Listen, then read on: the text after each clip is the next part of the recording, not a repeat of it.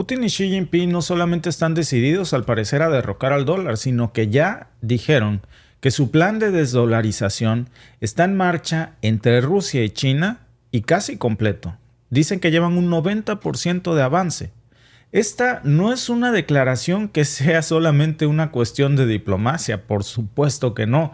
Estamos hablando de una clara señal de que el poder económico global está cambiando y que estos dos grandes líderes de estas grandes potencias tienen entre ceja y ceja al dólar. La alianza entre estos dos gigantes hoy está reconfigurando todo el tablero financiero internacional con una estrategia que podría tener consecuencias profundas para la economía global.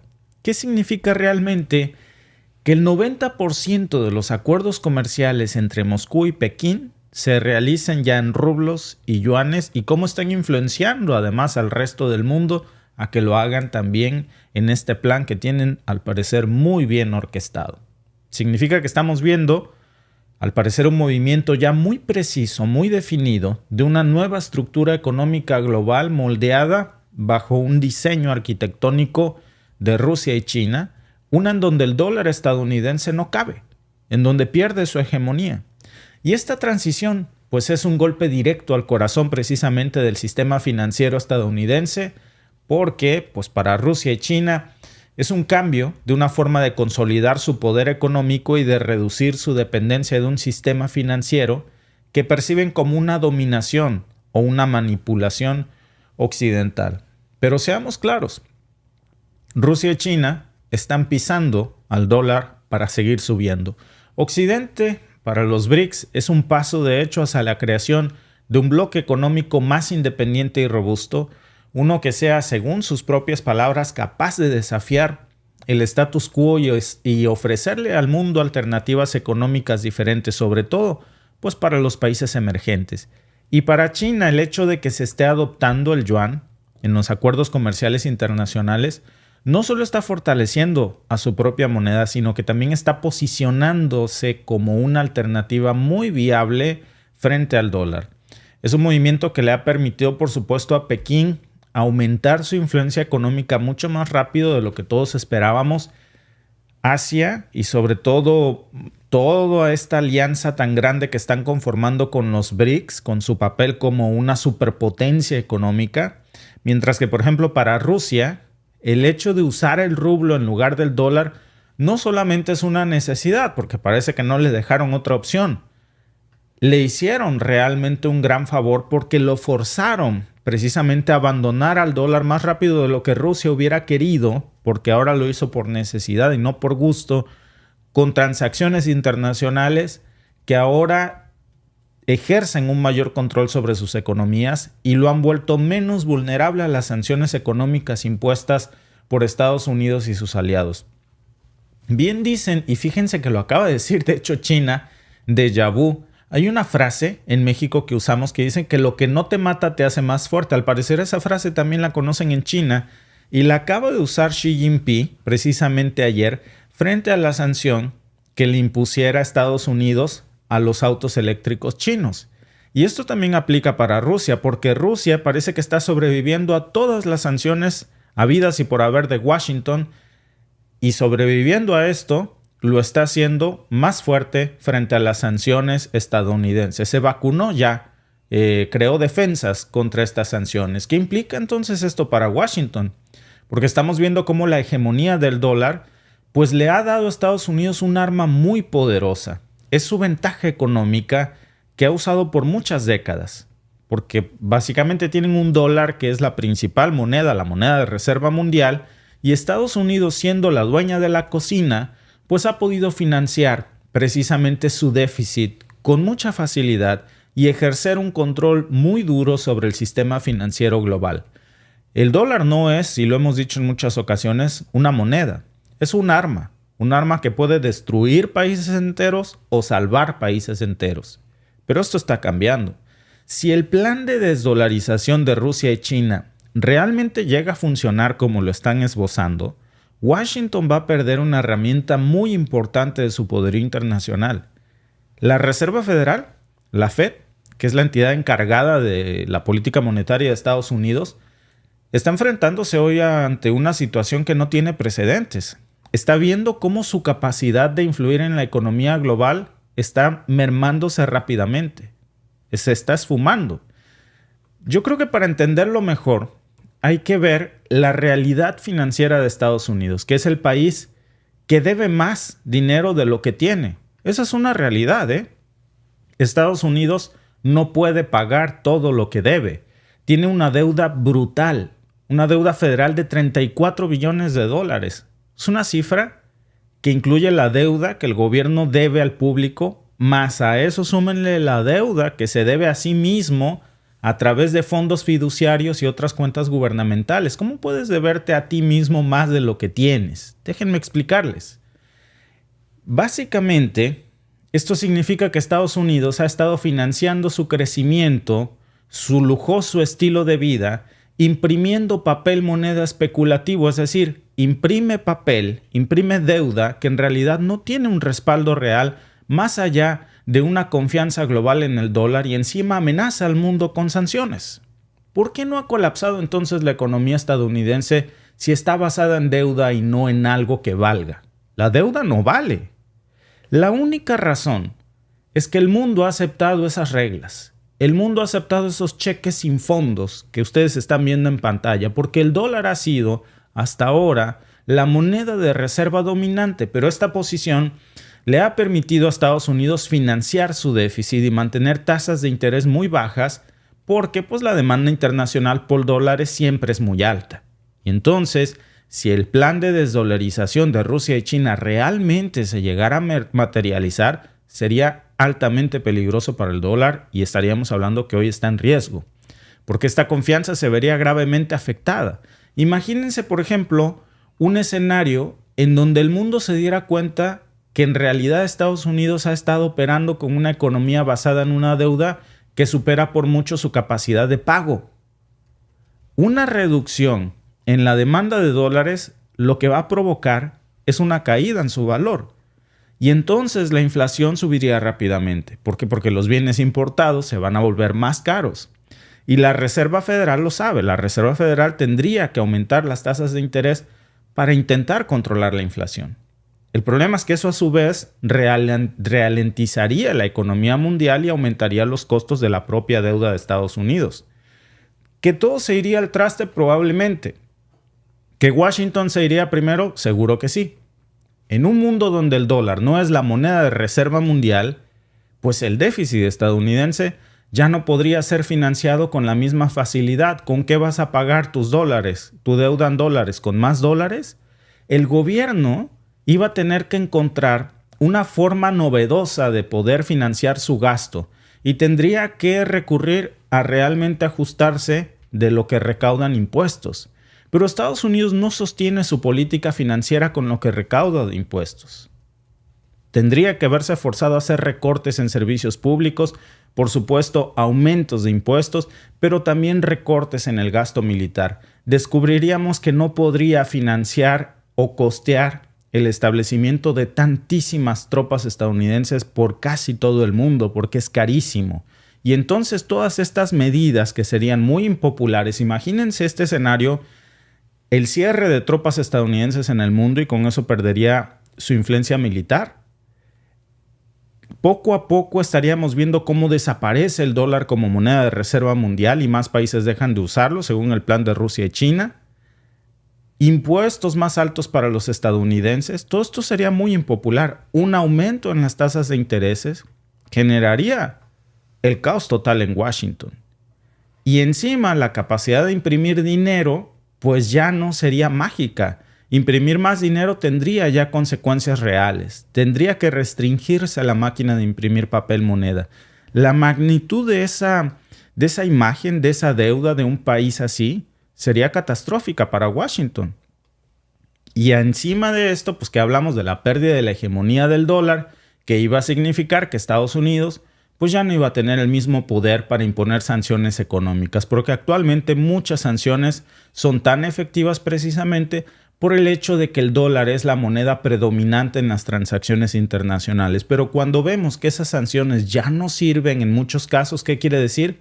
Que ya no es la única moneda dominante en el mundo, que hay otras maneras de esquivar y que si no te dejan usar el dólar, hay otras que puedes usar.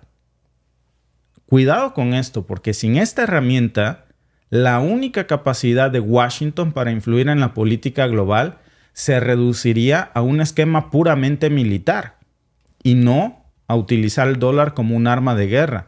Actualmente se estima que el 60% de las reservas internacionales de los bancos centrales están en dólares y que una gran parte del comercio internacional se ralentiza en esta moneda. Entonces, si esta tendencia cambiara, pues el valor del dólar podría caer y eso va a resultar en una inflación y en una pérdida de poder adquisitivo para los estadounidenses. Ahora, yo sé que muchos debemos estarnos como pensando, híjole, se va a acabar la era del dólar. Algunos pudieran ponerse preocupados y otros muy felices, pero cuidado porque esta situación nos embarra a todos. Todos los países, especialmente de América Latina, que tienen deuda denominada en dólares, por supuesto, México, Argentina, Colombia, todos los que ustedes me quieran decir, porque el Fondo Monetario Internacional se ha encargado de que así sea, se verían también arrastrados por esto. Precisamente por eso China ha estado ensayando con la opción. Déjenme explicárselos de esta manera. ¿No les ha llegado alguna vez a ustedes una de estas ofertas de que una tarjeta de crédito puedes transferir la deuda de todas las demás a una tasa de interés muy bajo? Muy popular aquí, ¿no, Alba? Sí, sobre todo ahorita que la situación se ha complicado mucho. Entonces, ahí está la promoción. Si tienes 4 o 5 tarjetas y pues tienes distintas tasas de interés dependiendo pues el banco al que le debas o a la tarjeta departamental que sea. Entonces pues te llegan correos o te llaman por teléfono para ofrecerte que pases toda tu deuda con una sola tarjeta y te ofrecen una mejor tasa de interés, que es lo que mucha gente hace. Entonces, si tienes, no sé, $10,000 de línea de crédito en una tarjeta y te dan una mejor tasa de interés que en donde debes menos, pues lo que están haciendo es pasando todas sus deudas a una sola tarjeta con una mejor tasa de interés. Y por supuesto te conviene más que deberla 4 o 5 con diferentes tasas de interés. Ahora, ¿qué crees, Alba, que está haciendo China precisamente? Pues está ofreciendo una mejor tasa de interés. Sobre todo para todos los que resulta que le deben al Banco Mundial. Sí. Y esto, Alba, es delicado porque entonces estaríamos hablando precisamente de una era en donde es verdad lo que dicen, que Washington se estaría preparando precisamente para ver, Alba, la caída del dólar. ¿Y cómo se estaría preparando? Muy sencillo, pues en el momento en que si el dólar llega a colapsar y arrastra a todos los países que tengan su deuda denominada en dólares, China va a actuar, más que Rusia, China, ofreciendo comprar esa deuda. No te preocupes, el dólar se cayó, ahora vas a deber en yuanes. Yo te presto todo lo que debes al FMI para que se lo pagues. Y vas a ser libre, sí, libre del FMI. Ya luego hablamos de la deuda china que está en chino. Entonces, pues la posición del dólar como moneda de reserva mundial, pues precisamente cambiaría. Y eso es lo que, decíamos, le ha permitido a Estados Unidos, pues mantener tasas de intereses más bajas y financiar su deuda de manera más barata. Ahora, no me malentiendan, no quiero decir que con otro esquema estaríamos peor. Quiero decir que un dólar debilitado lo que va a hacer aumentar los costos de endeudamiento y por supuesto poner una presión adicional sobre la economía estadounidense, y el Fondo Monetario Internacional va a empezar a evidentemente querer recuperar el dinero que prestó en dólares a una tasa de interés más alto, y sería la única forma en la que Estados Unidos podría agarrarse. ¿Cómo? Aumentando sus impuestos y con un alza de las tasas de interés para que el mundo entero pague por intentar sostener su estilo de vida. Para ese escenario, China parece ya tener su plan. No te preocupes porque le vas a pagar una tasa de interés, por ejemplo, qué sé yo, imagínense del 11%, planteemos un escenario, y China va a decir, yo te ofrezco el 4 o el 5. Y esa va a ser la estocada final seguramente que podríamos estar viendo. Cuando China y Rusia dicen que ya tienen un plan para la desdolarización, cuidado porque parece que ese plan va muy en serio. No es algo que vayamos a ver en 5, 10 o 50 años, es algo que ya comenzó. Entonces, ¿qué va a pasar si los planes de China y Rusia se materializan al 100%? No al 90% como dicen. Este 90% del que están hablando es el plan de transacciones entre ellos. Pero una vez que esté cargado el 100%, sigue el resto del mundo. Y eso ya comenzó, de hecho, con los propios BRICS. Recuerden ustedes la creación de su propia moneda, de su propio banco, de sus propios sistemas de transferencia. Porque en un mundo donde el dólar no es la única moneda de reserva, lo que vamos a ver es una mayor diversificación precisamente de las reservas de los bancos centrales, con más países adoptando precisamente una canasta de monedas para reducir sus riesgos. Y ese escenario pues, nos va a llevar a una mayor estabilidad económica para algunos países, sí, pero también a una mayor volatilidad en los mercados financieros globales de otros países, especialmente del mundo occidental. Sin la hegemonía del dólar, lo que va a pasar es que las relaciones comerciales y financieras se van a volver más multipolares, va a haber varias monedas compitiendo por el status quo de reserva, y ustedes saben que precisamente Estados Unidos, que le regaló al mundo el libre mercado, hoy podría volvérsele en su contra, Alba. ¿Cómo? Sí.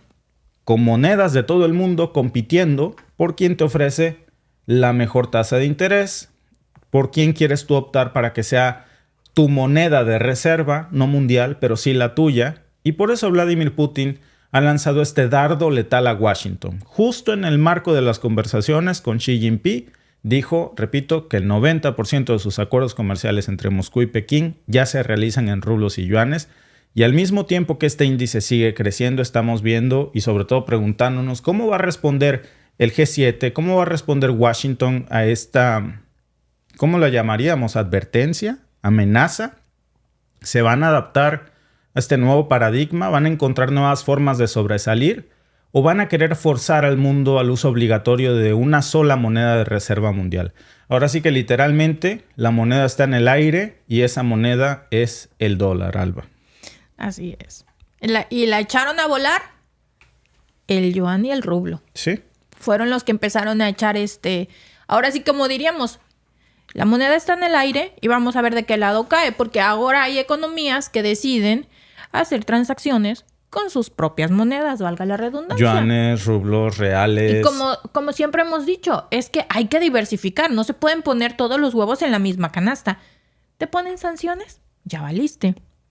No diversificaste. Y si algo hemos aprendido a lo largo de la historia, es que al dólar le gusta mucho sancionar. Sí. Entonces se vuelve un arma de doble filo. Y si tú no tomas las previsiones como país, te puedes ver metido en los problemas que se han visto muchas economías, empezando en Latinoamérica, lo conocemos bien. ¿Sabes? Ahí está Venezuela. El esquema no era malo. No. Washington en un momento tuvo un buen esquema. Por algo gustó. Digo, estemos de acuerdo o no, en algún punto el mundo se enamoró de esta idea. ¿De cuál? De la idea del libre comercio, de la idea de la libertad de expresión, del país de las libertades. Entonces, claro, o sea, se vendía esto como propaganda. Oye, yo quiero esa democracia occidental porque hay libertad de expresión, porque hay libre mercado, porque la gente puede sobresalir, porque cualquier persona le puede ir bien económicamente. Pero entonces comenzó a crecer una disparidad cada vez más grande en donde ese capitalismo lo que comenzó a fomentar es que el 1% de la población que vive bajo el capitalismo concentra el 80% de la riqueza. Y esa no es la idea del capitalismo original que nos vendieron. Esta ya es otra cosa. Sí, es más, pues yo ya. creo que ya debería tener otro nombre. Ya ni siquiera se llama capitalismo. Ya es algo muy retorcido. Exacto. O sea, ¿qué prefieres? ¿Un lugar en donde todos estemos igual de jodidos o un lugar en donde el 1% no esté jodido y todos los demás sí? Oye, yo no prefiero ninguno. Yo creo que ese no es el capitalismo que nos vendieron hace 40 años. Y la segunda idea, Alba, es que el hecho de que hubiera sanciones en el mundo permitía de alguna manera tener un arma efectiva para que ningún país, por ejemplo, lavara dinero, para que no se lavaran activos, para que no se desviaran recursos, para que los sistemas bancarios fueran transparentes. Esa parte, en algún momento, comenzó a gustar en el mundo, porque eran sanciones que abogaban por un fortalecimiento del sistema financiero. Pero cuando esas sanciones se volvieron, si me caes mal, te sanciono. Si invades tal país, te sanciono. Ok, lo si invadí. Si no me obedeces, te sanciono. Sí. Si no me das lo que pido, te Pero sanciono. con un doble rasero. Oye, si invades Ucrania, te sanciono. Oye, pero él invadió Gaza. No estamos hablando de él. De eso no te preocupes. Oye, si le vendes armas a tal país, te sanciono. Oye, pero el otro también le está vendiendo armas. Sí, pero con él no cuenta. Pero de tus mismos ciudadanos, tus mismas industrias dentro de tu país me están vendiendo armas. Sí. No. Luego voy a hablar con ellos. Si no gana Guaidó, te sanciono. O sea, este tipo de cosas, Alba. Mira, no vamos a... Que ahorita vamos a hablar, por cierto, de Venezuela. Porque sí. es otro tema. Es otro tema que está ahorita aquí.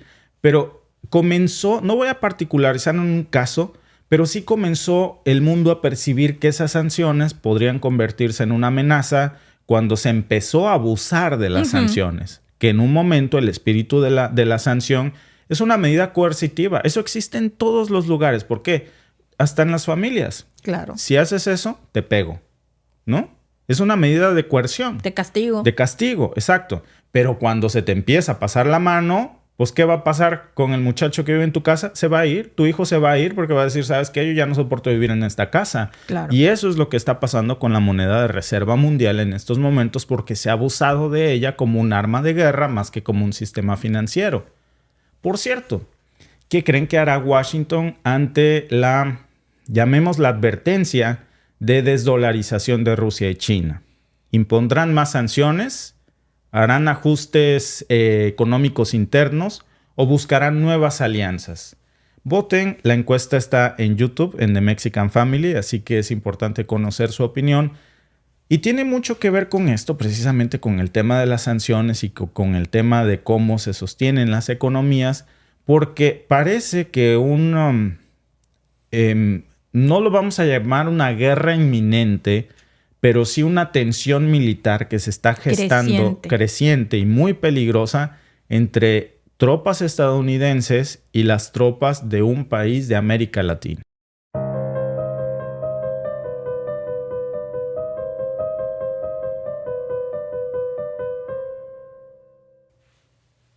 Venezuela está llevando a cabo una acumulación militar muy enorme, masiva por decirlo así, en la frontera con Guyana, con el objetivo de anexar la región de Esaú, que ha sido parte de Guyana durante mucho tiempo. Esta expansión de operaciones militares incluye la movilización de tropas y tanques a la isla de Anacoco y el despliegue también de buques de guerra en la estación naval Punat Barima, cerca del punto más septentrional de la Guyana. Guyana, que tiene un pequeño ejército de solo 5,000 soldados frente a los 115,000 soldados de Venezuela, pues se enfrenta a una amenaza significativa. Mientras Caracas amplía sus bases y despliega tropas en áreas estratégicas. Bueno, pero ¿cuáles son las implicaciones de este conflicto para la estabilidad regional? ¿Qué papel van a jugar los intereses petroleros de Estados Unidos que están en disputa aquí? Porque recuerden que ahí ya está ExxonMobil. ¿Hasta dónde está dispuesto a llegar Nicolás Maduro para asegurar su control sobre Esaú? Y en medio de todo esto, ¿cómo va a responder la comunidad internacional ante una posible escalada militar en América Latina? Bueno, pues Venezuela ha transformado la isla Anacoco, que es una pieza clave en esta estrategia. Antes la isla apenas tenía pequeña infraestructura militar, muy significativa, pero ahora se ha convertido en una base operativa con una capacidad para soportar operaciones militares a gran escala. La pista de aterrizaje ha sido ampliada y le permite la llegada y la salida constante de aviones, facilitando el transporte de tropas. También facilita los suministros y, por supuesto, la llegada de armamento. La estación naval de Punat Barima también ha visto un incremento muy notable en su actividad. Donde antes solo había 2 botes de patrulla, ahora hay varios buques de guerra que representan una amenaza directa para Guyana. Bueno, pues esta acumulación naval permite a Venezuela proyectar su poder marítimo en la región, asegurando rutas de suministro y demostrando su capacidad para controlar las áreas, toda la zona cercana a Esaú. La presencia de estos buques no es meramente disuasoria ni tampoco es meramente como para que los vean. Es una preparación para posibles operaciones ofensivas. ¿Por qué es tan crucial esto ahora? Bueno, porque el control del mar puede determinar el resultado de cualquier conflicto en la región. Guyana, a pesar de su riqueza petrolera, se encuentra en una posición extremadamente vulnerable. Sus reservas, que están estimadas en 11,000 millones de barriles de petróleo, la convierten en uno de los países con mayores recursos per cápita en el mundo. Sin embargo, su pequeño ejército de aproximadamente 5,000 soldados no está en condiciones de enfrentarse a la maquinaria militar de Venezuela, que cuenta, como ya lo dijimos, con alrededor de 115,000 tropas. Esta enorme disparidad en las fuerzas militares plantea serias preocupaciones sobre la capacidad que tiene Guyana para enfrentarse a Venezuela. Pero ¿cómo puede un país tan pequeño proteger sus vastas riquezas naturales? Pues la respuesta más inmediata es sumamente preocupante. Primero, pues va a tener mucha dificultad. Y lo segundo es con una enorme dependencia creciente de aliados extranjeros. Washington no ha permanecido indiferente ante esto. En un claro gesto de apoyo, pues ha enviado 2 jets F-18 de la Marina de los Estados Unidos que han sobrevolado Georgetown, que es la capital de Guyana, pues demostrando la solidaridad que tienen con Guyana, y por supuesto esto ha enfurecido mucho a Maduro. ¿Por qué esto es tan importante? Porque detrás de ESAO hay una enorme riqueza petrolera y por supuesto algunos de los mayores intereses petroleros de Estados Unidos están en juego aquí.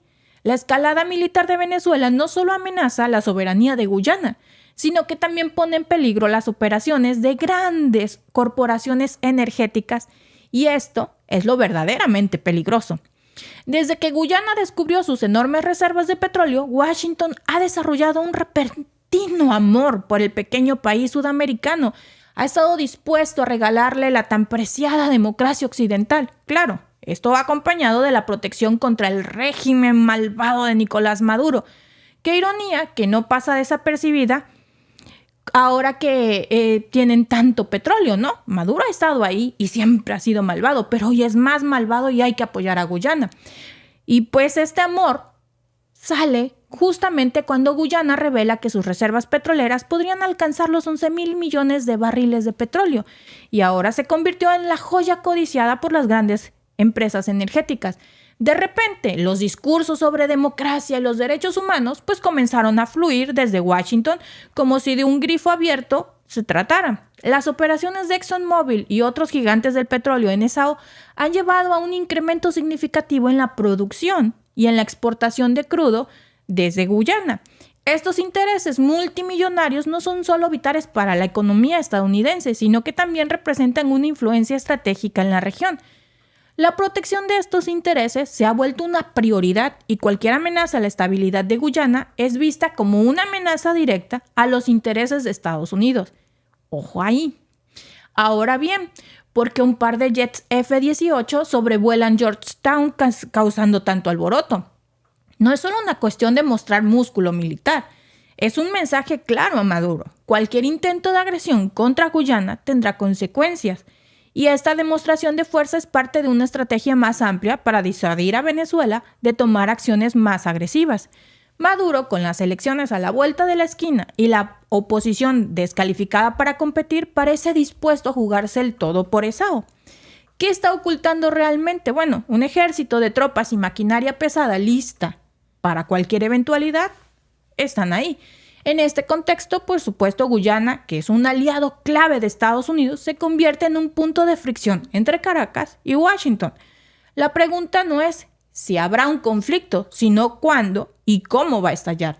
Un conflicto armado en América Latina podría desestabilizar toda la región, afectando no solo a los países involucrados directamente, sino también a sus vecinos y a sus aliados.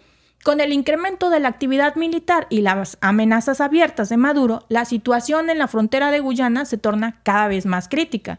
La pregunta clave aquí es, ¿cuánto costará esta escalada en términos de vidas humanas y de recursos económicos? Y la respuesta inmediata es sumamente alarmante, con posibles pérdidas millonarias y un impacto significativo en la estabilidad de América Latina. Pues mira, Alba, me interesa mucho, siempre nos interesan las opiniones de las personas que están aquí, pero en particular de nuestra amiga Joana Rubiano, porque ella es de Venezuela, ¿verdad? Sí. Dice, la pelea es peleando, Venezuela jamás le daría el gusto a Estados Unidos de apoderarse del petróleo. Pues algo nos queda claro, es por petróleo. Claro. Porque como tú bien dijiste, ¿de cuándo acá este amor repentino? Que no es de a gratis. 11,000 millones de barriles de petróleo. Sí. Bueno, ¿te acuerdas que hablábamos de cómo se habían valorado inicialmente en 600,000? Uh-huh. O sea, ExxonMobil hizo un trato con la Guyana por el saqueo, producción, ¿cómo le quieren decir? De 600,000 barriles, 600,000.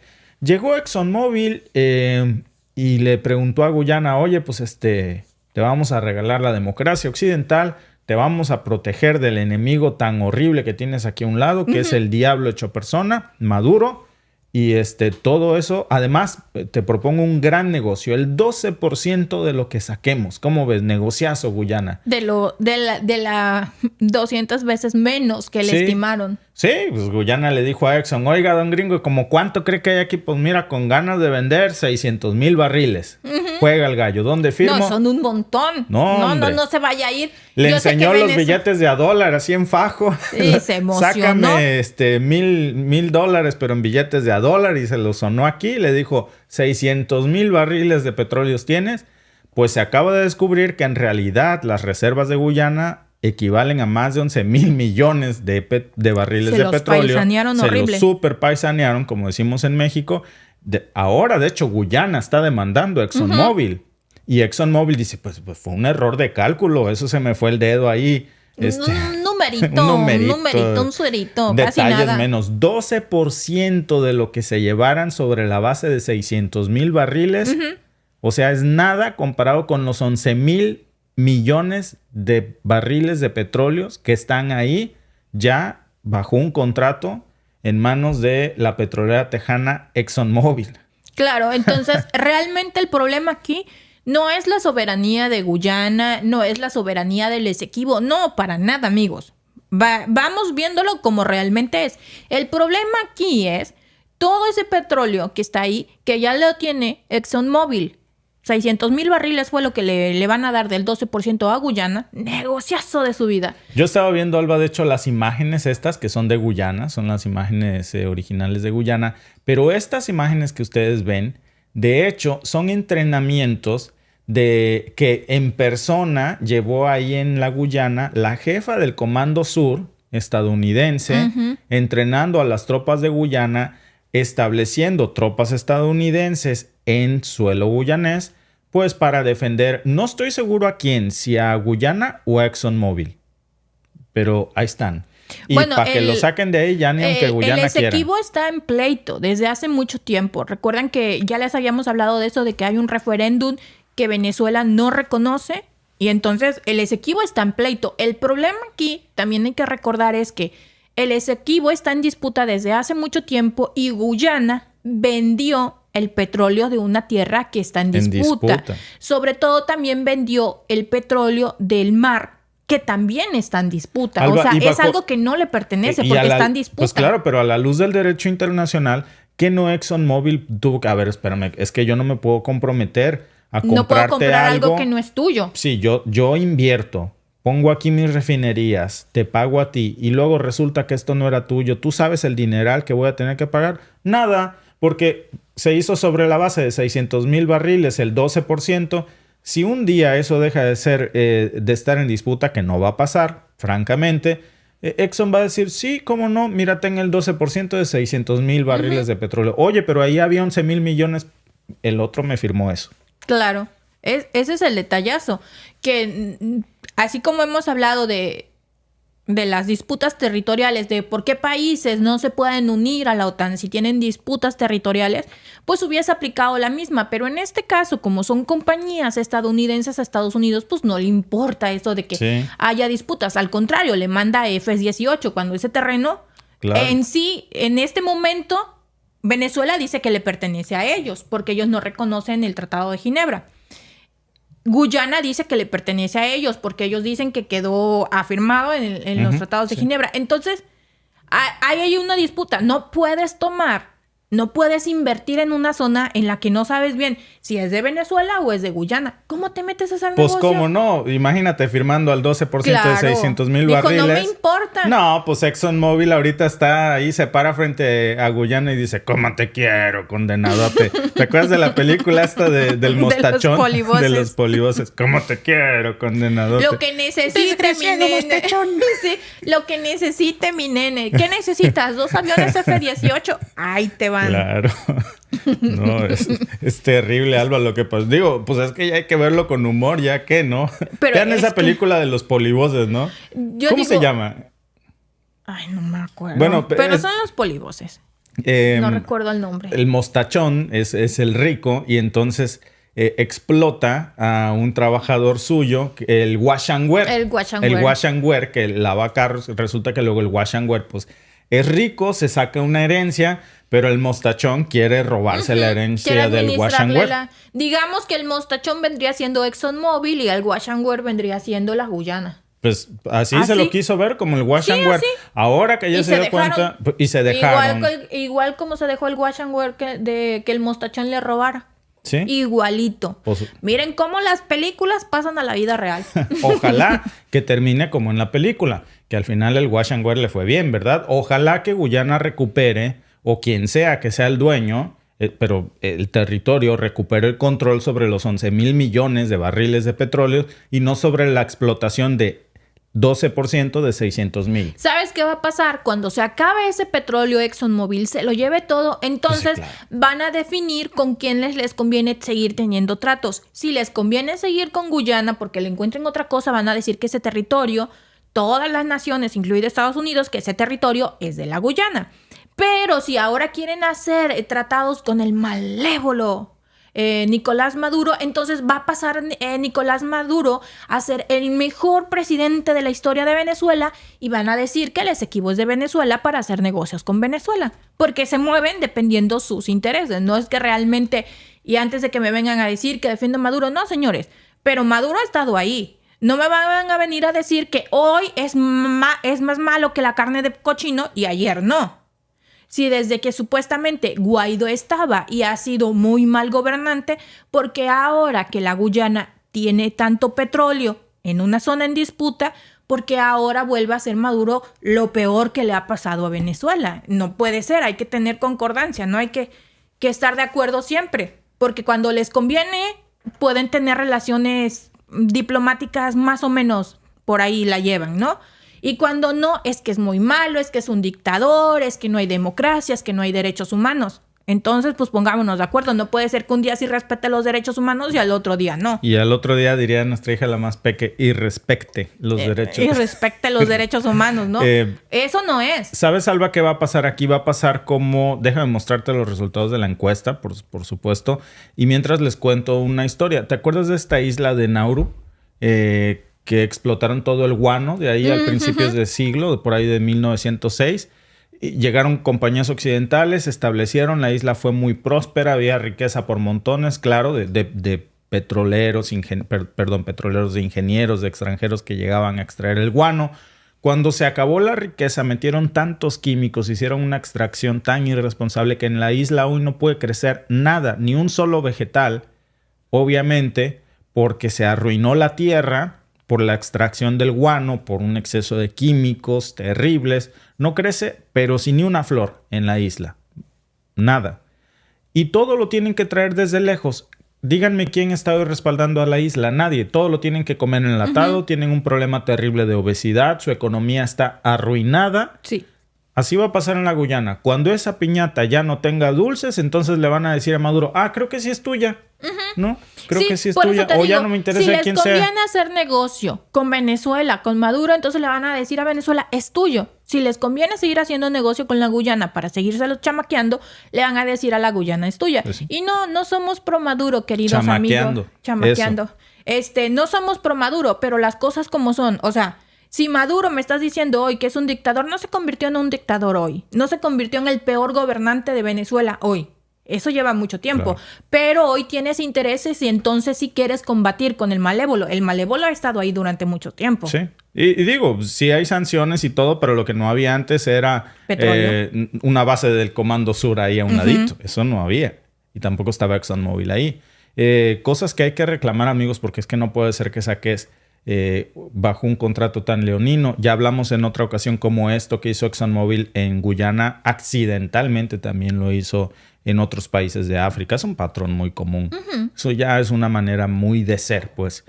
¿Cuál es el mayor motivo de la visita de Putin a China? El 45% cree que es establecer un mundo multipolar. El 39% cree que es fortalecer su cooperación militar. Y el 15% cree que es por una presión económica a Occidente.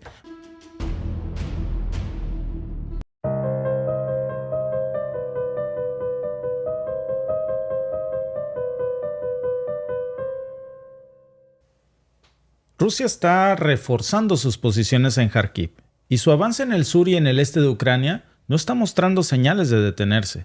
Las fuerzas rusas han incrementado su presencia ya en la región, mientras que la OTAN se mantiene muy optimista y dice que aún hay posibilidades de repeler esta ofensiva. ¿Será esto cierto? Porque a pesar de los ataques incesantes, el presidente de Ucrania, Volodymyr Zelensky, ha visitado Kharkiv para coordinar con su jefe del ejército y otros líderes militares cuáles van a ser sus estrategias para intentar detener esta ola de avance ruso que parece imparable. Según Zelensky, aunque la situación es extremadamente difícil, los soldados ucranianos están infligiendo pérdidas significativas a los invasores, dice. Y esto está planteando varias preguntas cruciales porque por el otro lado de la moneda, Putin está muy optimista, por supuesto festejando. Desde China lanzó una felicitación a las tropas rusas que están, dice, avanzando en todos los frentes de batalla. ¿Qué tan grave es la amenaza para Ucrania del avance de las tropas rusas en Kharkiv? ¿Podrá Ucrania mantener sus defensas? ¿Qué es lo que está planeando la OTAN? Porque dice la OTAN precisamente que esto se puede revertir y que Rusia no tiene la capacidad militar de avanzar más allá de Kharkiv. Miren, vamos a ver cuáles fueron las declaraciones de cada uno de estos actores y después déjenme mostrarles lo que hay detrás de esto. Ucrania intentaba el jueves estabilizar la línea del frente ante el avance de las tropas rusas. El presidente ucraniano Volodymyr Zelensky visitó el jueves la ciudad de Kharkov, la segunda más grande del país, donde consideró que la situación en la región es extremadamente difícil, pero que en general está bajo control. Entre el 9 y el 15 de mayo, las fuerzas rusas conquistaron 257 kilómetros cuadrados en esta zona del noreste de Ucrania, según datos del Instituto para el Estudio de la Guerra basado en Estados Unidos. Moscú lanzó una ofensiva en Kharkov, aprovechando que en los últimos meses las fuerzas ucranianas se debilitaron, afectadas por una falta de efectivos y también de municiones, a causa de la lentitud en la entrega de ayuda militar occidental. Pero según la OTAN, Rusia no dispone de fuerzas suficientes para llevar a cabo un avance estratégico en Ucrania. More to the point, they don't have the skill and the capability. Es más, no tienen la habilidad o capacidad para hacerlo, para operar a la escala necesaria de lograr un avance para una ventaja estratégica. Tienen la habilidad para lograr avances locales y lo han hecho. También han tenido pérdidas locales. He estado en contacto con nuestros colegas ucranianos y confío en que mantendrán la línea. And I'm confident that they will hold the line. De visita en China, el presidente ruso Vladimir Putin celebró el miércoles los avances de su ejército en todos los frentes. Además de Kharkov, Moscú continúa su ofensiva en el Donbass, también en el este de Ucrania, donde intenta apoderarse de la ciudad de Chasiv Yar y avanzar al oeste de la localidad de Avdiivka, conquistada en febrero. No, pues menos mal que no tiene la habilidad Rusia de avanzar en el campo de batalla, porque si no, imagínate cómo estarían las cosas ahora, Alba. No, pues entonces, ¿cómo estaría Ucrania? Y lo estoy diciendo, no es porque esté festejando esto, amigos, porque de por medio hay mucho dolor. Pero no parece realista. No. O sea, es que es a lo que voy. No parece realista porque estamos viendo las imágenes, estamos viendo las notas, estamos viendo... La misma declaración de Zelensky que dice la situación es extrema. Y hay acusaciones de Zelensky ya. Y no está acusando a Rusia. Está acusando a sus aliados. Sí. Bueno, pero déjenme hacer una pausa aquí. Porque las tropas rusas precisamente están intentando adentrarse en una localidad llamada Vovchansk. Sus planes se habían visto obstaculizados por una resistencia ucraniana, en donde las unidades de Ucrania habían continuado combatiendo en el norte de la ciudad, que había resultado en un enfrentamiento de 23 ataques durante la noche, que eso ralentizó los avances rusos. Después de eso se desplegaron fuerzas rusas adicionales, incluyendo por supuesto soldados de la brigada Jartía, que informaron haber perdido un asalto ruso y que sin embargo eliminaron a 8 soldados con drones explosivos y artillería muy cerca de la aldea de Lipsty. Y en un video publicado por las fuerzas de la Guardia Fronteriza de Ucrania, incluso se podía ver a los soldados participando en combates cuerpo a cuerpo en Vovchansk. En total, al menos 35 soldados rusos, dicen las fuentes ucranianas, han muerto o resultado heridos, no se especifica cuál de las dos, y 14 equipos han sido destruidos. Pero según el Instituto para el Estudio de la Guerra, Rusia ha avanzado unos 8 kilómetros en la región desde que se inició su incursión hace apenas unos cuantos días. Aunque la captura de este nuevo terreno, dice Ucrania, ha sido mínima en el último día, lo cierto es que sus tropas continúan atacando y avanzando con todo y ha visto un retroceso en los avances que Ucrania había sostenido durante el año pasado. Entonces, ¿por qué Rusia está tan enfocada en capturar ahora esta nueva localidad de Voschansk? La respuesta definitivamente tiene mucho que ver con la geopolítica de esta guerra, porque controlar precisamente esta área le va a permitir a las fuerzas rusas establecer una base muy sólida desde la cual va a poder lanzar operaciones más profundas en Ucrania. La cuestión es que la resistencia ucraniana, que había demostrado ser un obstáculo para las tropas rusas, parece que ya no es más, porque Rusia ha estado incrementando la apuesta, por supuesto, con equipo militar que antes no utilizaba, como las bombas FAB-500, por supuesto, los misiles termobáricos, la artillería pesada, que han abierto una verdadera brecha en el frente de batalla. Y estos combates que se reportan precisamente cuerpo a cuerpo en Voznach, que están documentados en varios videos publicados por las fuerzas de la Guardia Fronteriza de Ucrania, pues lo que nos muestra precisamente es que se está viviendo una realidad muy brutal en el frente. El mismo Zelensky lo dice que la situación es demasiado crítica. Nunca habíamos escuchado antes las palabras de Zelensky así con esa dureza, cuando dice que a pesar de estos esfuerzos hay un avance ruso en la región que no puede ser subestimado. Pues imagínense qué tan grave es esto. Muy contrario con la percepción de la OTAN. Pero según precisamente varias fuerzas, no solamente se está presentando esta resistencia que ya no se ve de la misma manera como antes el frente ucraniano podía resistir precisamente a las embestidas de las tropas rusas. Incluso hace unas horas el alcalde de Voznach, hablamos de Tamás Hambarashavi, ha resultado herido en uno de estos ataques en una aldea cercana junto con 2 conductores y 2 paramédicos, mientras que la evacuación de civiles sigue en marcha en esta zona. Varias personas perdieron la vida, 4 resultaron heridas en la región de Chuhuiv debido precisamente a estos ataques con misiles S-300 que fueron lanzados desde el otro lado de la frontera para abrir el frente de batalla. Por eso hablamos de que la situación en Pokrovsk, en la región de Donetsk, sigue siendo la más complicada en estos momentos.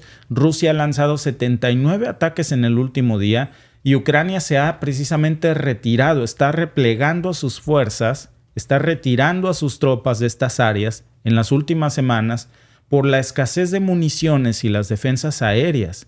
Y eso, claro, que le ha permitido a las tropas rusas avanzar de una forma que no habían visto en mucho tiempo.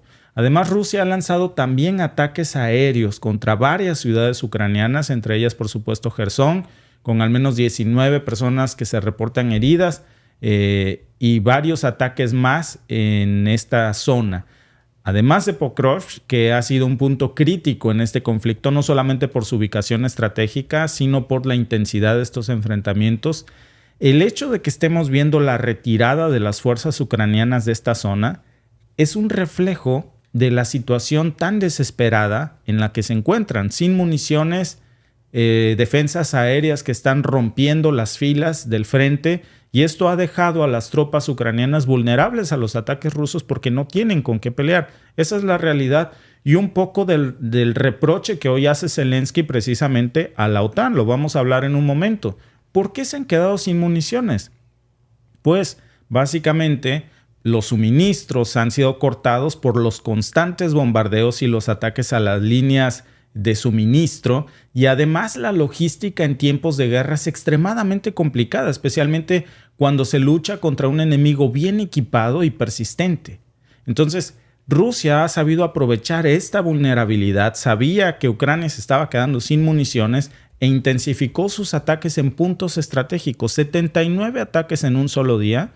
Eso es una clara señal de que Rusia está escalando el frente de batalla precisamente para evitar porque lo sabe, que es una carrera contra el tiempo, que la OTAN reabastezca a las tropas ucranianas con éxito. No hay vías de comunicación eficientes hoy para que la ayuda militar a Ucrania llegue fácilmente, aun cuando hubiera la voluntad, que repito, vamos a hablar de eso porque Zelensky ha hecho un duro reproche y ha hecho una revelación muy fuerte acerca de esta supuesta ayuda de los fondos militares, que finalmente parece que es un gran engaño, por lo menos en la manera en la que Zelensky creía que esto iba a funcionar, pero ya muchos lo sabíamos. Y la retirada de tropas ucranianas en Pokrovsk no es algo aislado. De hecho, se va a esperar, porque muchos analistas coinciden en esto, que va a haber más repliegues de tropas ucranianas a medida que Rusia tome el control de todas estas áreas, porque es un patrón de retirada y un avance ruso, que es una táctica conocida en la guerra como una guerra de desgaste, desgastar al enemigo hasta que no tenga más remedio que ceder terreno. Lo que estamos viendo aquí no solamente tiene que ver con la moral de las tropas ucranianas, también esta constante retirada, aparte de ser desmoralizante, es una de las mejores estrategias que se pueden tomar, por supuesto, cuando no hay municiones con las cuales atacar. ¿Cuál sería la razón para que sostuvieran sus frentes y no tienen con qué pelear? Y mientras esto pasa, los ataques aéreos rusos continúan también en otras ciudades ucranianas, en Gerson, por ejemplo, el ataque a una zona residencial y otros más, que nos está mostrando precisamente que hay una estrategia mucho más amplia para tomar de la forma más rápida posible la mayor cantidad de zonas ucranianas, mientras estamos viendo el repliegue de las tropas ucranianas en todas estas regiones, algo que por supuesto no va a acabar aquí. Se está presionando muy fuerte a lo largo del frente de batalla y se están atacando muchas zonas claves que van a ser determinantes para la capacidad de mantener precisamente el avance de esta lucha o el frente de las defensas ucranianas, pero no parece que esto vaya a terminar muy bien con la retirada que hoy se reporta, Alba, básicamente de muchos de los frentes ucranianos. Sí. No parece que vaya a haber una mejor noticia, digamos, porque solo estamos viendo, se repliegan, luego vemos, ayer estábamos hablando de que varios países le están diciendo a Ucrania, toma todo lo que necesites, haz lo que tengas que hacer, ¿no? Te doy todo el arsenal, que Reino Unido le decía pues que puede usar las armas que le están dando contra Crimea, aun cuando ellos mismos salen y dicen que reconocen que Crimea es parte de Ucrania. Bueno, úsalas contra los ucranianos, no hay problema. Estamos viendo la desesperación. Yo digo, en medio de toda esta desesperación, en medio de toda esta desgracia y de todo lo que está pasando, ¿por qué no mejor sentarnos ya a hablar de paz? Claro. A tratar de mediar esto. ¿Por qué seguir con la destrucción? ¿Por qué seguir con las víctimas? ¿Por qué seguir aumentando esto? ¿Por qué no mejor que se sienten y que se empiecen a hacer mesas de paz, de diálogo? ¿Por qué mejor, en vez de decir, usa las armas contra Crimea, por qué no mejor decir, por qué no se sientan y empezamos a ver qué es lo que están exigiendo cada uno? Lleguemos a un acuerdo intermedio en donde deje de haber tantos muertos. Pero como también lo hemos dicho, en la guerra hay negocio y en la paz no lo hay. Ya quién sabe, Alba. Miren, hoy tenemos 3 temas.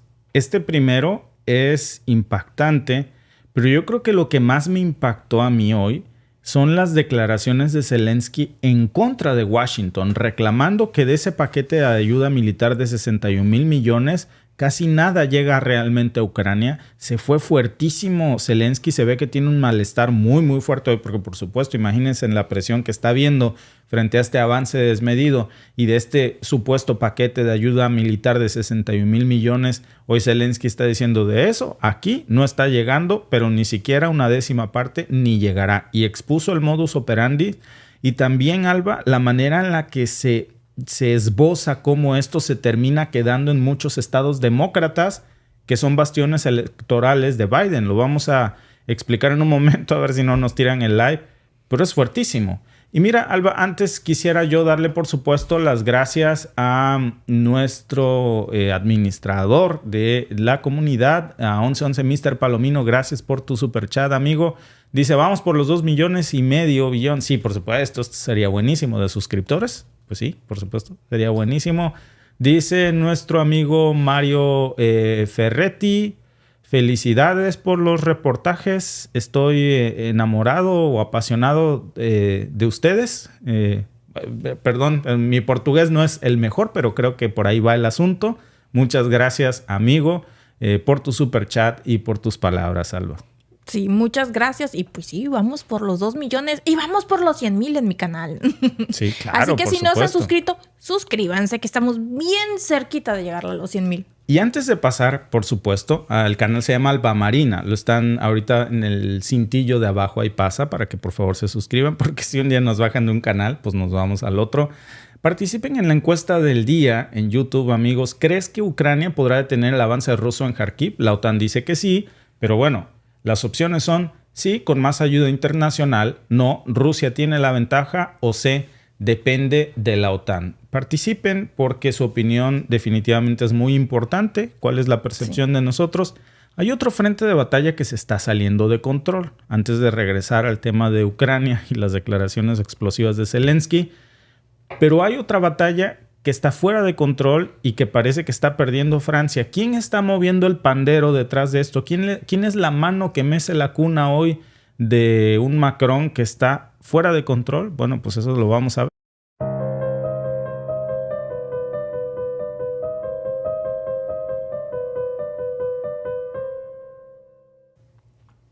Pues el presidente francés Emmanuel Macron enfrenta una grave crisis en Nueva Caledonia justo antes de las elecciones europeas. En un territorio que ya de por sí es un hervidero de tensiones, pues los recientes disturbios han escalado a niveles muy alarmantes. Con la confirmación de la muerte de un segundo gendarme francés en la zona, bueno, pues con esto ya van al menos 4 personas que han perdido la vida, entre ellos un adolescente de 17 años en Nouméa, que es la capital territorial. Macron, bueno, pues ha suspendido su agenda para tomar el control directo de la situación, ordenando el envío de 1,000 agentes adicionales a los ya desplegados. 1,700 gendarmes en total va a haber. La situación es crítica. ¿Cómo hemos llegado a este punto? ¿Qué ha desencadenado semejante violencia en Nueva Caledonia? Bueno, pues todo comenzó con una reforma constitucional debatida en la Asamblea Nacional que amplía el censo del electorado en las elecciones provinciales. No parece ser tan grave, ¿verdad? Bueno, pues esta medida ha sido vista como un golpe al movimiento independentista y a la población indígena, ya que abre la votación a los recién llegados al territorio. O sea, tú vas llegando y ya puedes votar en el referéndum. Por lo regular tienes que esperarte un tiempo, ¿no? Es la clásica francesa de colonización que no falla. Vamos a hablar de eso en un rato. Claro. Entonces, no pierdan detalle en esto, porque esto es lo que detonó todo lo que estamos viendo. Bueno, pues para los independentistas este es el último de una serie de agravios.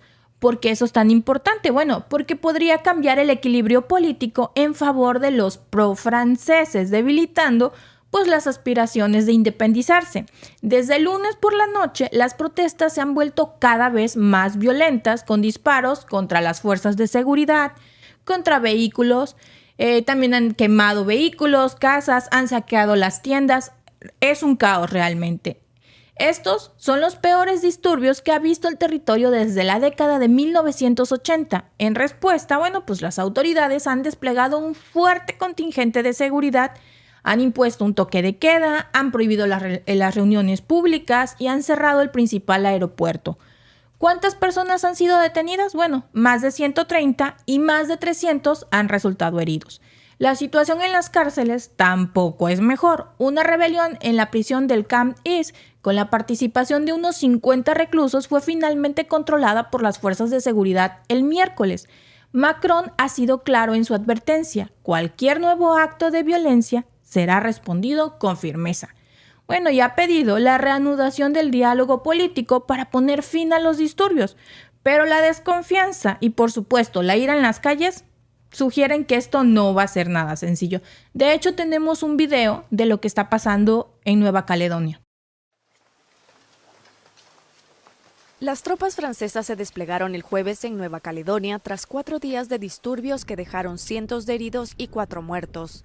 Las protestas estallaron el lunes debido a una reforma al censo electoral promovida por el gobierno francés y que, según los líderes del pueblo autóctono Kanako, diluirá su influencia en las instituciones de este territorio.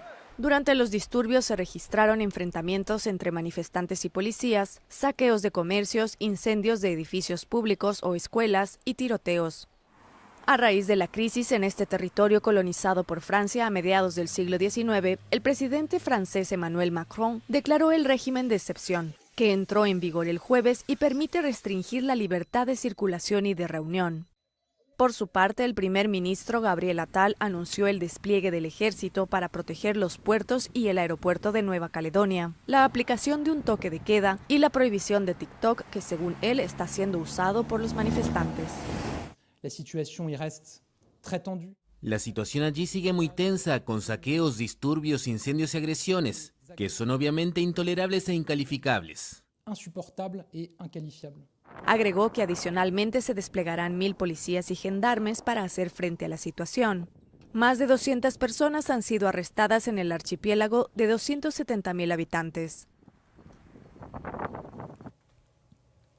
Curioso, ¿no? Cancelan TikTok. ¿Por qué cancelan TikTok? Porque es una plataforma que no pueden controlar. Como Facebook o Instagram. Exacto, que que son de Meta. Cuate, ¿no? Sí, oye, dile que bloquee todas las cuentas que estén hablando de esto, que los deje sin su cuenta ahí 90 días, un año, lo que sea necesario. Propaganda para tenernos colonizados a todos. Exacto. Entonces TikTok se sale de ese pequeño círculo, entonces bloquea TikTok en todo el lugar porque no lo podemos controlar. Así las cosas. Por eso estamos viendo tantos problemas con TikTok en Estados Unidos. Bueno, pues el líder independentista, Daniel Goa, ha tenido una posición ambivalente. Ha pedido a los jóvenes que se vayan a su casa y ha condenado los saqueos. Pero también ha afirmado que los disturbios pues muestran la determinación de los jóvenes de no ser dominados por Francia. Mientras tanto, Sonia Baques, una figura prominente del bando no independentista, ha denunciado el racismo antiblanco de los manifestantes. Hazme el favor. Racismo antiblanco, amigos. ¿eh? Es la peor cosa que he escuchado después de que acusan de antisemitas a los que defienden a Palestina, que es un pueblo semita. Sí, bueno, pues ahora hay racismo antiblanco, señalando, bueno, que la casa de su padre fue quemada porque ellos son blancos. ¿Qué están ocultando realmente? Bueno, un ejército de jóvenes decididos a luchar por su propia independencia. Nueva Caledonia está situada entre Australia y Fiji y es uno de los territorios franceses de ultramar que sigue siendo parte de Francia en la era postcolonial.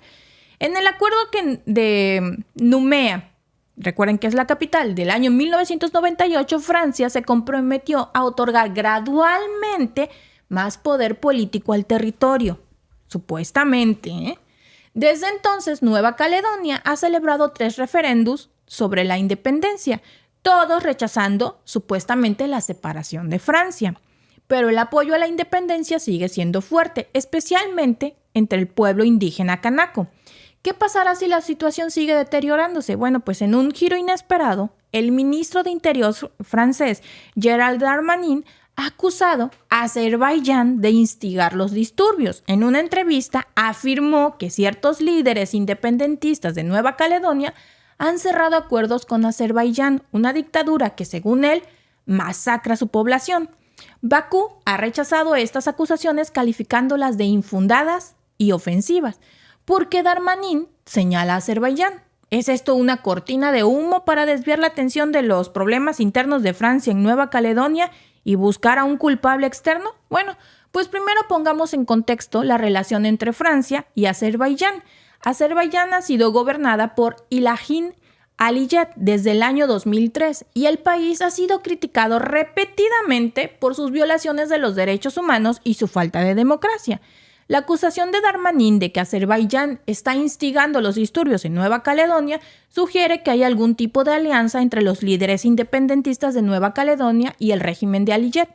¿Pero por qué harían esto? ¿Qué ganaría Azerbaiyán de involucrarse en un territorio tan lejano como Nueva Caledonia?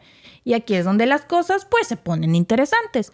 ¿Podría Rusia estar detrás de todo esto? Rusia ha sido acusada repetidamente de interferir en los asuntos internos de otros países para debilitar a sus rivales occidentales. ¿Me suena esa historia? Sí, claro, por supuesto. Sí, ¿verdad? Si consideramos la historia reciente, pues no sería una táctica nueva para Moscú. Desde la anexión de Crimea en 2014 hasta las acusaciones de interferencia en las elecciones estadounidenses del 2016, Rusia ha demostrado que está dispuesta a ir a grandes longitudes para alcanzar sus objetivos geopolíticos. Desestabilizar a Francia en uno de sus territorios de ultramar podría ser una forma de minar la influencia de París en el Pacífico. Entonces, ¿qué tan probable es que Rusia esté detrás de todo esto? Aunque no hay pruebas concluyentes, hay varios factores que podrían apoyar esta teoría. Primero, las relaciones entre Francia y Rusia no han sido precisamente cordiales en los últimos años y menos en las últimas semanas.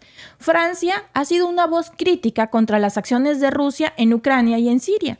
Además, Francia ha estado a la vanguardia de los esfuerzos de la Unión Europea para imponer sanciones contra Rusia. No olvidemos eso. En segundo lugar, Rusia y Azerbaiyán tienen una relación cercana. Aunque Azerbaiyán mantiene una política exterior independiente, también tiene fuertes lazos con Moscú. No sería la primera vez que Rusia utiliza sus conexiones con otros países para influir en los acontecimientos en territorios estratégicos, justo como lo acostumbran a hacer otros países, porque no es el único, ¿no? ¿Podría ser que Rusia está utilizando a Azerbaiyán como un peón en su juego de ajedrez geopolítico para desestabilizar a Francia? Es importante que recordemos que Nueva Caledonia es un territorio estratégicamente importante para Francia. Situada en el Pacífico, como ya dijimos, entre Australia y Fiji, Nueva Caledonia tiene vastas reservas de níquel, un recurso valioso tanto económica como estratégicamente. Mantener el control de este territorio es crucial para Francia, no solo por razones políticas, sino también estratégicas. No puede permitirse perder el níquel, Nueva Caledonia. Recuerden que ya perdió el uranio en el Sahel. Entonces, pues la acusación de Darmanin podría verse como un intento de desviar la atención de los problemas internos de Francia en Nueva Caledonia. Los disturbios y la violencia en el territorio han puesto a Francia en una posición muy difícil. Al acusar a Azerbaiyán, Darmanin podría estar tratando de desviar la atención de los problemas internos y culpar a un enemigo externo, pues es una buena solución, ¿no? Pero esto es una estrategia efectiva. ¿Realmente ayuda a resolver los problemas en Nueva Caledonia? Al final del día, lo que está en juego en Nueva Caledonia es mucho más que una simple cuestión de disturbios y de violencia. Es una lucha por el control y la influencia en una región estratégicamente importante. Las acusaciones de Darmanin contra Azerbaiyán añaden una capa más de complejidad a esta situación ya de por sí muy complicada. Pero sin pruebas concretas, estas acusaciones pueden ser vistas como un intento muy desesperado de desviar la atención de los problemas reales en el terreno. Y como siempre le hemos dicho, amigos, cuando se acusa hay que probar. Porque si yo digo que Azerbaiyán se está metiendo a la cocina es porque tengo pruebas, si no nada más estoy dando patadas de ahogado para que decir, es que Rusia quiere desestabilizar. Hay que tener pruebas. Hay un desvío definitivamente de la atención, de la responsabilidad, porque les cuesta tanto aceptar que lo que ha enardecido a Nueva Caledonia es esta reforma, que repite los mismos patrones que en Argelia a principios del siglo XIX. Francia sabe hacer esto muy bien. En ese momento lo que había hecho es expropiar tierras de colonos, de tierras argelinas, dárselas a colonos europeos para poblar precisamente Argelia con gente francesa. Incluso se impuso la cultura francesa en la educación escolar para que pues imperara precisamente los hijos de Francia. Algo incluso similar se quiso hacer aquí en Quebec. Hasta el momento, Quebec sigue teniendo un problema de identidad nacional. Sí. No son franceses ni aspiran a serlo, pero tampoco se sienten del todo incluidos con el resto de Canadá. Bajo la misma, digamos, patrón de en ese momento poblar con los hijos de Francia.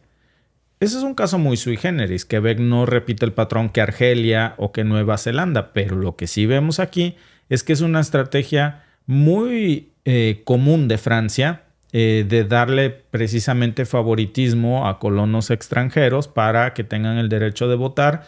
Y ¿sabes cómo le decimos en México a eso? Bueno, si lo sabes, acarreados electorales o turismo electoral. Claro, Porque qué casualidad, en cualquier país del mundo... Y vienen elecciones en Francia. Exacto. En cualquier país del mundo que uno emigre, uno al recién llegar, uno no puede participar en las elecciones. Uno tiene que tener un proceso de inmigración. Entonces, a donde sea, en México llegan y son residentes temporales, luego se hacen residentes permanentes y después ciudadanos. En Canadá funciona exactamente igual, porque en Nueva Caledonia todos los que llegan ya pueden votar porque le interesa. Entonces, acarrea gente, la lleva, votan en el nuevo referéndum en el cual le conviene que voten a favor de quedarse unidos a Francia y no se separen. ¿Y quién gana? Pues Francia. Entonces, de eso es lo que la gente se está quejando, de que está inflando su boleta electoral. Claro. Al estilo del PRI. Al estilo del turismo electoral, pues mira, los juzgamos muy mal. Ay. Son hasta franceses. Oye, son adelantados a su época, esos del PRI. Mira qué europeos salió la sangre salieron. azul. Sí. Salieron europeos. Pero Alba, definitivamente es cambiar el tema, metiendo el tema de Azerbaiyán, que además Azerbaiyán no necesariamente es un aliado incondicional de Rusia. Han tenido muchísimas diferencias, pero también, claro, tienen una relación cuando es de conveniencia, pero también han tenido muchas diferencias. Como tú dices, el que acusa tiene el derecho de probar, tiene la carga de la prueba. Claro. Ahora, ¿estará realmente Rusia detrás de esto? Yo no sé, yo creo que difícilmente pueden probar algo así. Lo que sí sé, Alba, es que desde que Macron se ha puesto belicoso con Rusia, le han caído las mil desgracias. Todo. Y eso, a lo mejor llámenlo mala suerte, o a lo mejor no. Entonces, pues uno tiene que elegir muy bien a sus enemigos también, porque pues también, digo, entre gitanos no nos demos las cartas. Exacto, eso es lo que te iba yo a decir. O sea, entre gitanos uno no se anda leyendo las cartas y no se puede uno a ponerse a pelear con cualquiera, y menos con Rusia. Cuando se le están yendo todas sus colonias. Exacto, cuando sabes que tienes muchas habilidades con tus colonias. Mira, vamos a ver qué dicen nuestros amigos de Telegram. No podemos poner todo el audio porque si pasa de 2 minutos, pues lamentablemente no nos deja el programa correrlo. Pero vamos a ver qué dice nuestro amigo Arnolis. Muy buenas tardes, Víctor y Alba. Saludos de Arnolis por acá, desde Venezuela, un cubano acá en Venezuela. Una pregunta bastante interesante y una situación bastante peculiar, ¿no? Vamos a hacer un poco de contexto. Surgen los BRIC como respuesta a la hegemonía de los Estados Unidos y del occidente colectivo, ¿verdad? G7. Hasta ahí todo bien. Todo el mundo al principio se burlaba de los BRIC, ahora vemos que vienen en serio. Luego en la cumbre anterior de los BRIC, en la cumbre más reciente, se unen varios países. Y después se da a conocer de que posiblemente para fin de año hayan hasta 100 países o más dentro de ese bloque emergente, ¿no? Como afianzando más el mundo multipolar que acaba de nacer, ¿no? Y que está evolucionando a pasos agigantados. Yo, más que opinar, fíjate, Víctor y Alba, más que opinar, quiero dejar una pregunta en el aire. ¿A ustedes no les parece extraño que recientemente Rusia haya retirado sus tropas de Azerbaiyán por un supuesto alejamiento en su política, en sus relaciones bilaterales y esas cosas? Ese cuento yo realmente nunca me lo creí. Aquí hay algo más en serio, y si a eso le sumamos de que recientemente Francia ha perdido mucho territorio en África. ¿A mano de quién? A mano de Rusia, ¿verdad? Y entonces, qué raro que de momento también comienzan los problemas en Caledonia, otra colonia francesa. Yo realmente, como le decía anteriormente, no quiero parecer conspiranoico, ni quiero expresar más de lo que, o hacerle creer más de lo que sé, para nada, porque no soy adivino, nadie lo es. Lo que sí sé es que esto suena muy raro y hay muchos, pero muchísimos intereses de por medio, sumando los BRICS, con todos los países que se quieren sumar, sumando también de que todo lo que ha perdido Francia e incluyendo a Estados Unidos últimamente en África, bueno, como decimos en Cuba, verde con punta, guanábana. Verde con punta, guanábana. Qué buena frase, fíjate, esa no me la sabía. No. Pero mira, Alba, tiene toda la razón nuestro amigo Sí. Arnolis y vale la pena echar esta pregunta al aire. De hecho, hablábamos en esta mesa, en este podcast la semana pasada, acerca del retiro de tropas rusas de Armenia, porque Armenia tiene una disputa con Azerbaiyán y entonces Rusia no entró, ¿te acuerdas? A la defensa de Armenia en contra de Azerbaiyán, que Azerbaiyán, pues de alguna manera también está respaldado por Turquía, que Turquía es un aliado a veces de Rusia, y entonces Rusia yo creo que dijo, pues como que no veo, y retiró sus tropas de ahí. Raro, raro. Eso, como dice nuestro amigo, sí que estuvo rarísimo. De pronto Francia, Macron se pone belicoso con el Kremlin y le caen las mil desgracias por su pura mala suerte. Sí, justo te iba yo a decir. Porque mientras estaba en una posición cordial, o sea, sí estaba de lleno apoyando a Ucrania, es miembro de la OTAN, había estado mandando dinero, había estado mandando municiones, pero había intentado supuestamente esto mediar. Recuerdan de hecho que Macron fue a Moscú, lo recibieron en el Kremlin y todo. Fue supuestamente a mediar una paz. Después de eso, pues yo creo que ahí se sacaron la lengua él y Putin, se hicieron muecas, se acabó la amistad, se acabó O le las ganas. prometió algo que no cumplió. O No sabemos. No sabemos qué fue lo que pasó, por eso digo, se enseñaron las lenguas, salieron mal y empezó los problemas de Francia en África. Claro. Lo que sí sabemos, Alba, es que hay una parte de la historia que no es pública. Por No supuesto, puedes- nunca vamos a saber toda la parte de Pero la se historia. intuye, Claro. no te explicas por qué el cambio del Macron de no, mira, yo me llevo con Putin, yo puedo sentarme con él a mediar, a un Macron que ya ni siquiera ni Biden ni la OTAN está con esa insistencia de que vámonos con Rusia, Rusia tiene que pagar, hay que enviar tropas, como si fuera ya algo personal. Y al momento que eso pasa, le caen las mil desgracias. Entonces, definitivamente, algo está pasando aquí y pues yo no lo dudaría ni tantito. Porque cada colonia que está perdiendo Francia, cada zona de influencia que pierde en África Occidente, curiosamente, semanas después descubrimos que se pasa del lado ruso. Y eso está irritando demasiado a Occidente porque están perdiendo una guerra en Ucrania y están perdiendo otra guerra en África. Y mira, Alba, ahora hasta en Nueva Caledonia, que está muy retirado precisamente de Rusia, están perdiendo otra guerra.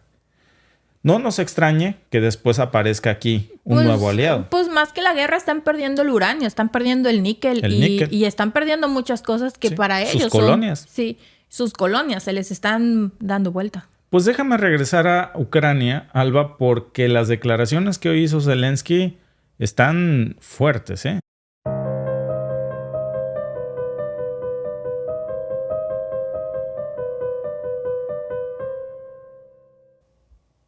Estas declaraciones de que los fondos destinados a Ucrania por Estados Unidos no llegan realmente a Ucrania, sino que se quedan en la economía estadounidense, creando empleos en fábricas norteamericanas de estados demócratas, es fuertísima.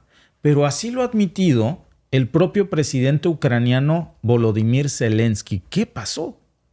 En una reciente entrevista, de hoy por cierto, Zelensky ha declarado que el dinero no se entrega a Ucrania, sino que se gasta en fábricas estadounidenses creando puestos de trabajo en Estados Unidos. Y ya entrado en detalle, Zelensky dijo que el mundo entero le ha fallado.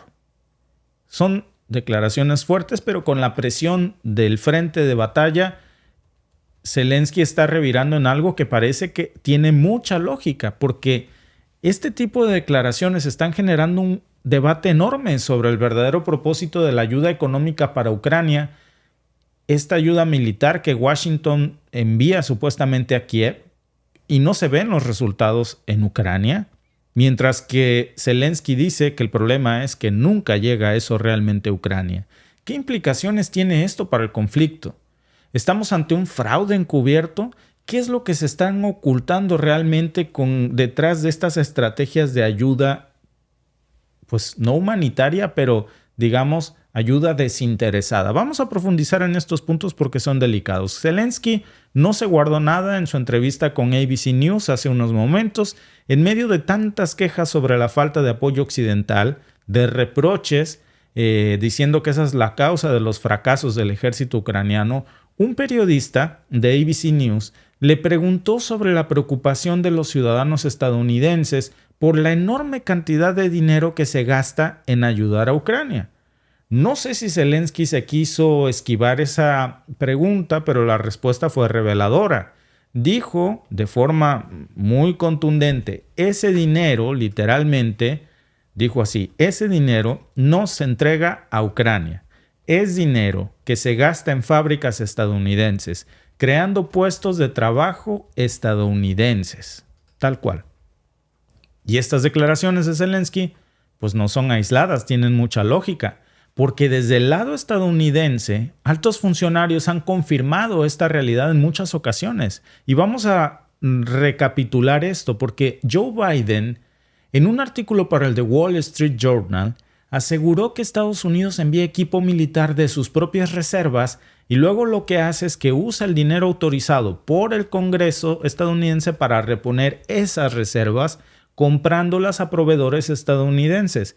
¿Qué significa esto? Que gran parte de los fondos destinados a la ayuda militar a Ucrania se quedan en su casa, beneficiando a la industria de defensa estadounidense que, por supuesto, fueron de los grandes lobbies que lo ayudó a llegar al poder. Entonces, ¿cómo funciona realmente este sistema con el que hoy se siente incómodo Zelensky? Imagínense esto. Estados Unidos envía tanques de guerra, envía misiles, envía Patriots, envía equipos militares a Ucrania desde sus propias reservas. Hasta aquí todo parece un gesto de apoyo altruista, de support Ukraine, de aportar a Ucrania, pero la verdadera magia sucede después. ¿Qué pasa? Con la autorización del Congreso estadounidense, se utilizan miles de millones de dólares para reponer esas reservas que ya se gastaron, no en Ucrania, sino en su propio territorio. ¿Cómo? Pues comprando nuevamente a estas empresas que fabrican estos equipos. Es un ciclo cerrado que no solamente asegura que las armas continúan fluyendo, sino que también garantiza que el dinero circule dentro de la economía estadounidense. El problema es que muchas de esas armas jamás se entregan a Ucrania, y ahora voy a explicar eso. ¿Por qué Ucrania no va a ver jamás ni una décima parte de esos famosos 61,000 millones de dólares en ayuda armamentista? Porque la mayor parte de ese dinero está diseñado para ser reinvertido en la economía estadounidense en estos momentos tan difíciles. Piensen en esto, de cada dólar asignado para la ayuda militar, una porción significativa va directamente a los contratistas de defensa de Estados Unidos, y estas empresas luego producen más armas, obviamente, que pueden o no llegar a Ucrania en un futuro. Y es un negocio redondo que genera y activa la economía de Washington. Y aquí es donde se vuelve interesante desde una perspectiva política. ¿Saben qué pasa? Pasa que muchos de los estados donde se generan estos empleos de armas son bastiones electorales de Joe Biden, gobernados por demócratas. ¿Quieren ejemplos? California, Connecticut, Massachusetts, Washington, tienen grandes contratistas de defensa de Lockheed Martin, una de las mayores empresas de defensa del mundo. Tienen importantes operaciones en California y en Texas. Raytheon Technologies, que es otro gigante de la industria, tiene una fuerte presencia también de nuevo en Massachusetts y en Connecticut. Boeing, que es conocido por sus aviones, tanto comerciales como militares, tiene también plantas importantes en Washington y en California. ¿Cuánto empleo se genera en estos estados y cómo afecta esto políticamente? ¿Y es una coincidencia que la gran mayoría de esos estados que nombramos son demócratas? Tomemos algunos números concretos como ejemplo. Miren, según el Departamento de Defensa, la industria de defensa estadounidense emplea más de 2.5 millones de personas en todo su país. En California hay aproximadamente 140,000 empleos directos relacionados con la defensa. En Texas, una cantidad similar, casi 135,000 empleos. En Massachusetts cuenta con unos 70,000 empleos y en Connecticut unos 50,000 empleos. En Washington hay cerca de 60,000 empleos en esta industria. Y estos estados no solamente son cruciales en términos de producción militar, sino que también son políticamente muy importantes porque contribuyen precisamente a la base electoral demócrata. ¿Por qué es este el negocio perfecto para la administración de Biden y por qué el reclamo de Zelensky? Tiene lógica lo que dice. Primero porque el ciclo de inversión en la industria de defensa le asegura una economía muy robusta y esto a su vez solidifica el apoyo político en las próximas elecciones porque muchos de estos empleos son bien remunerados, son económicamente estables y en segundo lugar porque el dinero destinado a la ayuda militar a Ucrania se presenta como una necesidad de seguridad nacional y con eso se justifica el gasto ante el público estadounidense y ante el Congreso. Zelensky se queja, claro. Se queja porque ya se dio cuenta, parece que se tardó mucho en darse cuenta, que a pesar de las enormes sumas que anuncian en los medios de comunicación, la realidad es que en la práctica no le llega mucho de eso o casi nada. Ucrania necesita más que nunca equipos y recursos de manera urgente para resistir el frente de batalla y se lo exigen así, pero el problema es que la gran mayoría de esos fondos se gastan en reabastecer las mismas reservas estadounidenses, las entregas a Ucrania que son limitadas y lentas, y los soldados ucranianos en el frente no ven la misma cantidad de apoyo material que se compromete en los anuncios. Y miren, una clave de esto la dio Biden hace poco, cuando dijo que las reservas de armas en Estados Unidos estaban en el mínimo histórico. ¿Qué quiere decir? Que de esos 61,000 millones de ayuda, no son 61,000 millones de armas que se van a enviar a Ucrania. Son 61,000 millones de dólares, mucho de eso para reponer las armas que ya se le mandaron. Esto no implica que van necesariamente a mandarle más, sino a reponer lo que ya se mandó en el pasado. Y esto, imagínense, nada más para el año fiscal 2023, estábamos hablando de un presupuesto de defensa, para entender de cuánto se trata todo este negocio, de 813,000 millones de dólares, de los cuales, imagínense, si estamos hablando que de estos 61,000 millones son para Ucrania, es una porción muy importante destinada solo a la producción y a la adquisición de armas y equipos. Según el Instituto Internacional de Investigación para la Paz de Estocolmo, el CIPRI, Estados Unidos representó el 39% del gasto militar mundial en el 2021 y gran parte de ese dinero se destinó a contratos de la industria de defensa nacional. Es un mercado gigantesco que se beneficia obviamente con cada conflicto en el que Estados Unidos se involucra directa o indirectamente, como el de Ucrania. ¿Cómo afecta esto a Kiev, a Zelensky? Bueno, el país sigue dependiendo casi en su totalidad de un flujo constante de ayuda que a menudo no cumple con las expectativas y que no necesariamente el hecho de que se hayan aprobado 61,000 millones de dólares en ayuda militar quiere decir que este dinero va a llegar de alguna forma. ¿Quién se beneficia entonces realmente de esta situación? Claramente, Raytheon, Lockheed Martin, los empleos que se generan en la economía estadounidense, que fue de lo que se quejó hoy precisamente en esta entrevista, que si tienen oportunidad échenle un ojo porque está muy reveladora. Y Ucrania recibe equipos, sí, pero a un ritmo y a una cantidad que no siempre son lo que le prometen, ni tampoco lo necesario para cambiar significativamente el curso de la guerra. Es un juego de equilibrio donde las ganancias económicas, donde los intereses políticos se entrelazan precisamente con una maquinaria electoral, sobre todo con una votación en puerta. De hecho, Victoria Nuland, que es la ex subsecretaria de Estados para Asuntos Políticos de Estados Unidos, confirmó la teoría de Zelensky. Dijo que la gran parte de los fondos estadounidenses permanecen en la economía del país.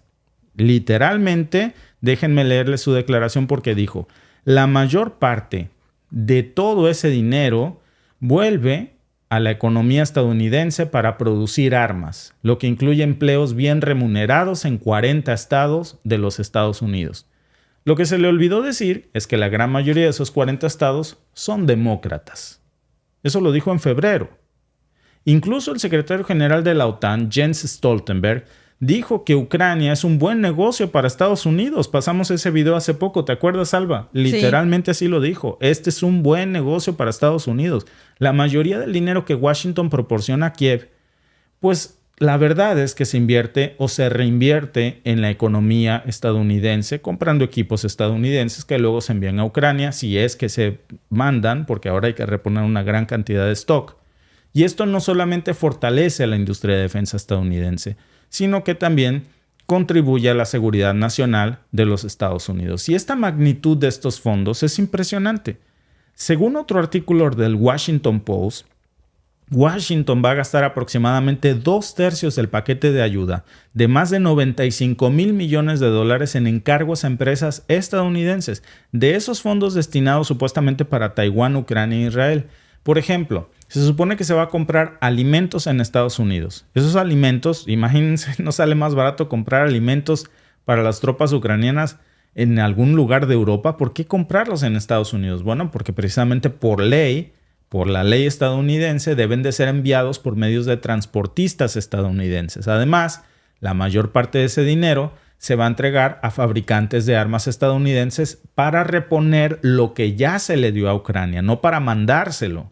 Repito, o bien para financiar proyectos del Departamento de Defensa. Casi el 80% de los fondos se van a destinar a fabricantes de armas en los Estados Unidos o a financiar la defensa estadounidense y operaciones en el extranjero.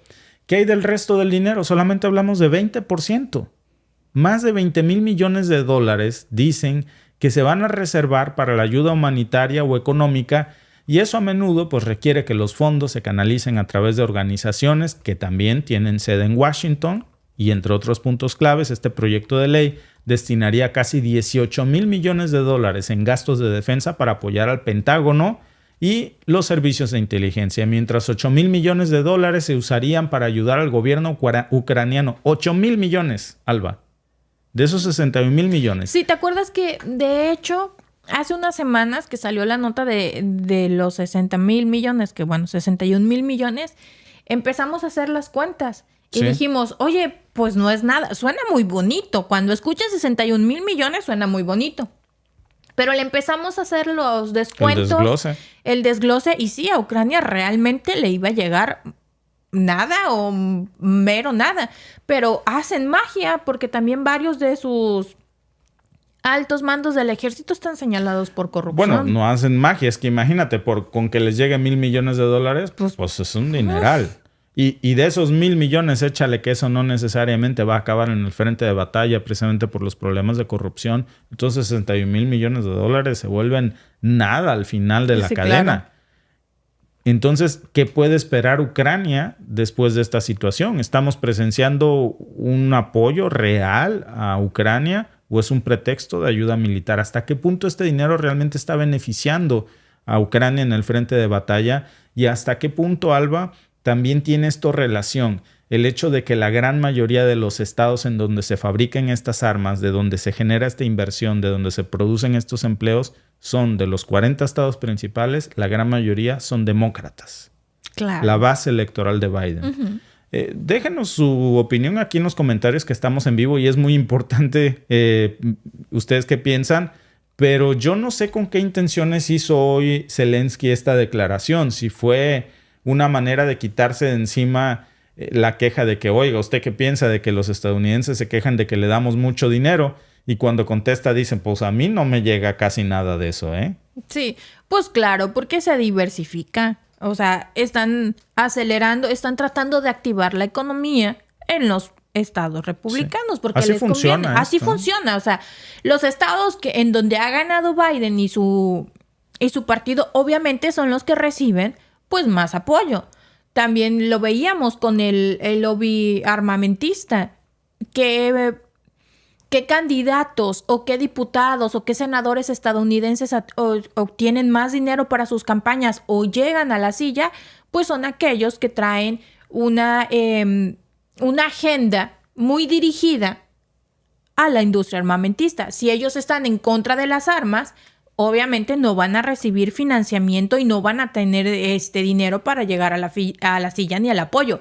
Si ellos están a favor de las armas, están a favor de la guerra, están a favor de todo lo que es negocio para ellos, por supuesto que van a obtener dinero y financiamiento para sus campañas. Así es como se manejan. Pero con esas cuentas charras, Alba, o sea, yo creo que ya Zelensky ya ni se emociona cuando dice, no, pues 10 mil millones de ayuda, ya sabe, bueno, de eso me tocan como $800,000, ¿no? Sí. Realmente, él ya sabe cuál es su situación y que no es una situación fácil. Mira, dice el LND, Zelensky está acorralado, por supuesto. Sí. Y al sentirse acorralado comienza precisamente a tirar culpas. Básicamente, fíjate lo que dijo hoy Zelensky el título de la nota es precisamente.